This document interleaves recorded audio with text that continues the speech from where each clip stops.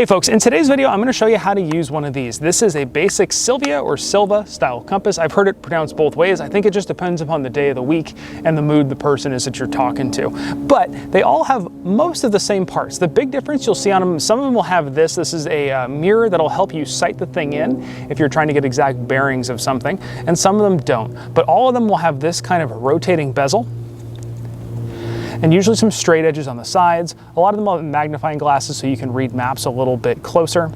But let me show you the basics of how one of these works. Now that little red needle in there is magnetized, and that little red needle will always point towards magnetic north. Now there's a difference between magnetic north and true north. Magnetic north is where this is pointing. It's the magnetic north point on the Earth. Now that is not the same as true north or the North Pole, you know, where Santa Claus lives. So that is actually at the very top of the globe. Magnetic north is usually a little bit off, and it changes depending upon where on the globe you are. So we're going to show you how all that works on a map in just a second, but let me show you first how this compass works. Now typically, if you want to find true north, or magnetic north I should say, you're going to rotate this so the N north is lined up with one of those little lines. And on this one there's two lines. We're going to line it up with that one.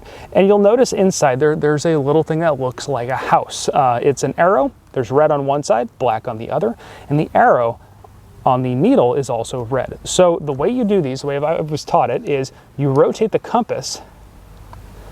You'll notice that needle is always pointing in the same direction until you get it right inside there. And how I've always taught younger kids is you park the car in the garage. The needle's the car, the little red arrow's the garage. So we're going to park the car in the garage. So now we know that the compass is pointing that way. That way is magnetic north. Now obviously the opposite of that way is magnetic south. Now if you wanted to find a bearing, say you wanted to find 300 degrees, you would rotate this until the 300 lined up with that line. Then you would take your compass, rotate it again until you've parked the car in the garage.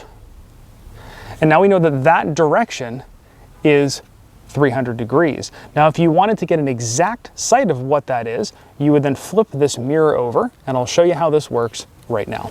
So it's going to be a little bit tricky with focusing in the sun and whatnot, but I'm going to do my best to show you how to use one of these compasses. We're going to find the bearing of that tree right there. So the easiest way to do this is we're going to put the compass out in front of us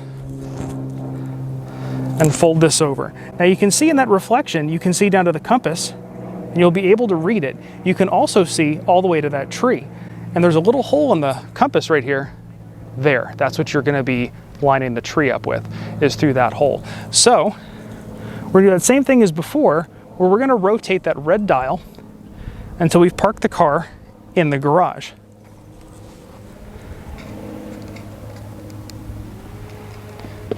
When we park the car in the garage, in that mirror, you'll now be able to look at it and see that 140 degrees, that tree is at 140 degrees from us where we stand right now. Now I'm going to show you how you can use that to figure out where you are. Now with the map opened up, you remember before I talked about magnetic north versus true north, and magnetic north, you'll always have something like this somewhere on the map. And it'll tell you right here, grid convergence at 1986, magnetic declination at center of map, and it's 14.5 degrees.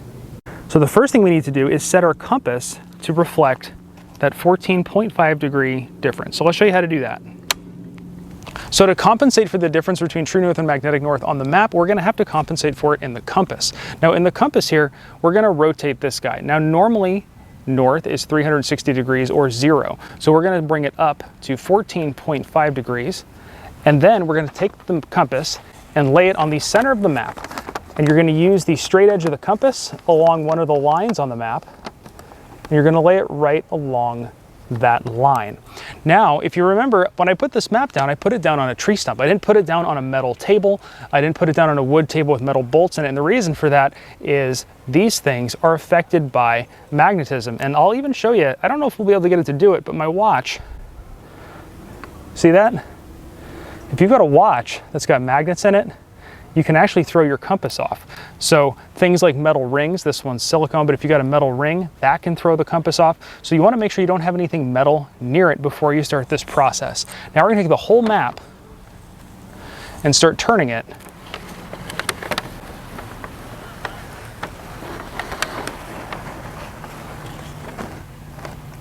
until we've parked the car in the garage.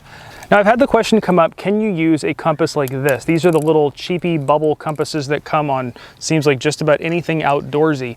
And the answer is yeah, you can. I mean, north on this will still be pointing north, but it is a little trickier just because you don't have those straight edges and a really precise system. But you can, if you hold this thing down and let it settle, it will point which way north is, and then you can rotate the map to reflect that. So you can use one of these. It won't be as precise, but in a pinch, this will get the job done. But what you can't do with this is triangulate, which is something you can do with this. And I'm going to try to explain triangulation here. Now, if you remember earlier, we took the bearing of that tree. That tree was at 300 degrees. So what you would do on a map like this is you would take a bearing of something that was obvious. Looking on this map, here's Death Valley Junction. So if we were somewhere, we would take a bearing of Death Valley Junction. And, you know, say we were somewhere out in this wilderness, and that bearing, let's just pretend that that bearing was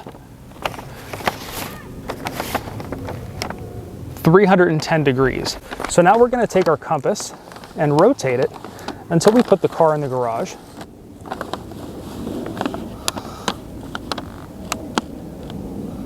Right over Death Valley Junction. And then you would take a pen and draw a line on your map along that edge.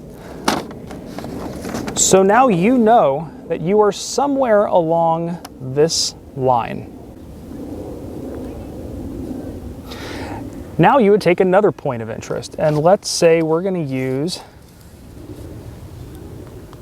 there's a little mine out here. I don't know if you can see it on the camera, but there's a mine right here. So if you can see that mine, we're going to take a bearing of that mine.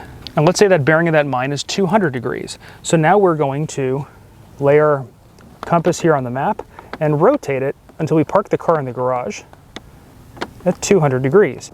Now we can draw another straight line through that, and you can figure out exactly where on the map you are using two different compass points using a compass. So that's a great way of figuring out where you are. Now, if you don't have a compass at all, you can still figure this out. It's not as easy, but it's doable. And what you would do is you would orientate the map based on landmarks. You'd be able to look around and say, okay, I can see Death Valley Junction. It's to that side of me, and I can see this mountaintop over here. It's to the right. You can orientate this map to roughly reflect that. And then through all the landmarks around, you can figure out the general vicinity of where you are.